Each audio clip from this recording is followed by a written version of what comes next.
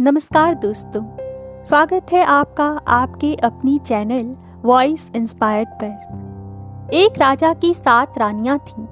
प्रथम 6 रानियां बहुत ज़्यादा अहंकारी थीं। छोटी रानी शांत स्वभाव की थी, इसीलिए राजा छोटी रानी को सबसे ज़्यादा मानते थे, उसे सबसे अधिक चाहते थे। बहुत दिनों तक राजा की कोई संतान नहीं हुई। उनके बाद इतने बड़े राज्य को कौन संभालेगा, यह सोच सोच कर राजा अत्यंत दुखी रहते थे। कुछ दिनों के बाद छोटी रानी ने गर्भ धारण किया। राजा के हर्ष का ठिकाना न रहा। राजा ने सारे राज्य में मुनादी करवा दी कि राज भंडार खोल दिया गया है। मणि माणिक्य, मिठाई, जिसे जो चाहिए जितना चाहे ले जा सकता है। बड़ी रानियां ईर्ष्या से जल भुन गईं। राजा ने अपनी एवं छोटी रानी की कमर में सोने की जंजीर बांध दी और कहा, जब बच्चा होगा तब इस जंजीर को हिला देना, मैं आकर बच्चे का मुंह देखूंगा। और यह कहकर राजा राज दरबार में चले गए। छोटी रानी को बच्चा होगा तो उसके घर में कौन रहेगा, यह प्रश्न जब उठा तो बड़ी रानियों ने कहा कि इस कार्य के लिए दासियों की सेवा क्यों ली जाए, यह काम हम लोग खुद ही करेंगे। बड़ी रानियों ने छोटी रानी के कमरे में जाकर जंजीर को हिलाया। राजा दरबार का काम काज छोड़कर डाक, ढोल, मणि माणिक्य, पंडित पुरोहित को साथ लेकर उपस्थित हुए, पर कुछ भी हुआ न देखकर निराश लौट गए। पुनः राजसभा में उनके बैठते न बैठते फिर जंजीर को हिलाया गया। राजा पुनः दौड़ कर गए। इस बार भी कुछ नहीं हुआ। गुस्से में राजा ने कहा, जब कुछ हुआ ही नहीं तो जंजीर क्यों हिलाई, मैं सब रानियों को काट कर फेंक दूंगा। यह कहकर वे चले गए। छोटी रानी ने एक एक करके 7 पुत्रों एवं एक पुत्री को जन्म दिया। सारे बच्चे चांद के टुकड़े, फूल की कली जैसे लग रहे थे। उनके जन्म लेते ही कमरा प्रकाशित हो उठा। छोटी रानी ने धीरे से पूछा, दीदी कौन सी संतान हुई है? बड़ी रानियों ने छोटी रानी के सामने मुंह बिचकाकर हाथ नचाकर कहा, संतान न हाथी, तुमने तो कुछ चूहों और मेंढकों को जन्म दिया है। यह सुनते ही छोटी रानी बेहोश हो गई।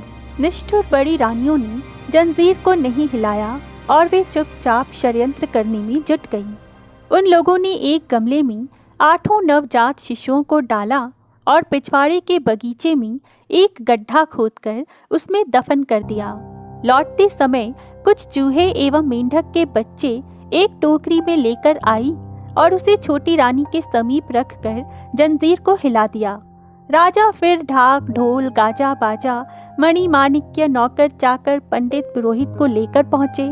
बड़ी रानियों ने गमगीन होकर अपने आंसू पोंछने का अभिनय कर चूहों और मेंढक के बच्चों की टोकरी को राजा के सामने कर दिया। उसे देखते ही राजा क्रोध से आग बबूला हो गए। उन्होंने तुरंत आदेश दिया कि इन चूहों और मेंढकों को जमीन में गाड़ दो और इसके साथ ही छोटी रानी को उन्होंने राजमहल से बाहर निकालने का हुक्म दे दिया। बड़ी रानियों की तो खुशी का ठिकाना ही नहीं रहा। उनकी आंखों का कांटा सदा के लिए दूर हो चुका था। छोटी रानी को तो उन लोगों ने राजा से मिलने भी नहीं दिया और उनका राजसी वस्त्र उतरवाकर उसे दासी की तरह भटकने को मजबूर कर दिया। दिन बीतने लगे। बड़ी रानियों के तो मजे हो गए, पर राजा उदास रहने लगे। उनके मन की शांति छिन गई। उन्हें किसी काम में मन ही नहीं लगता था।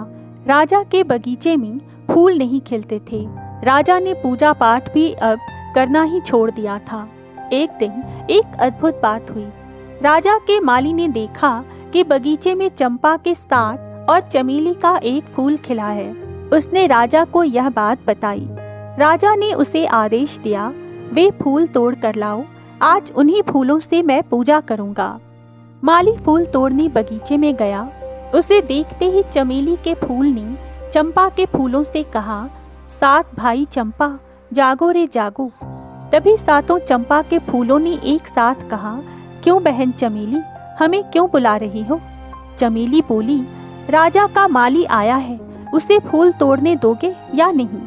देखते ही देखते चंपा के 7 फूल ऊपर उठ गए और उन्होंने एक स्वर में कहा, नहीं देंगे नहीं देंगे फूल, और ऊपर उठेंगे।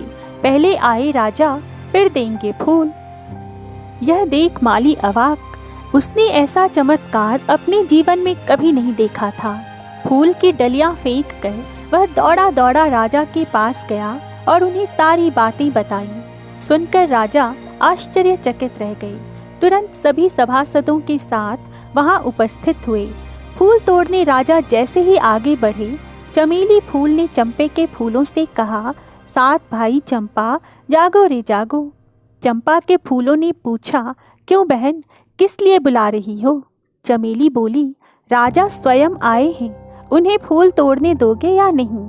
चंपा के फूल और ऊपर उठ गए और एक स्वर में बोले, नहीं दूंगा, नहीं दूंगा फूल, उठूंगा और ऊपर, पहले राजा की बड़ी रानी आएंगी तब दूंगा फूल।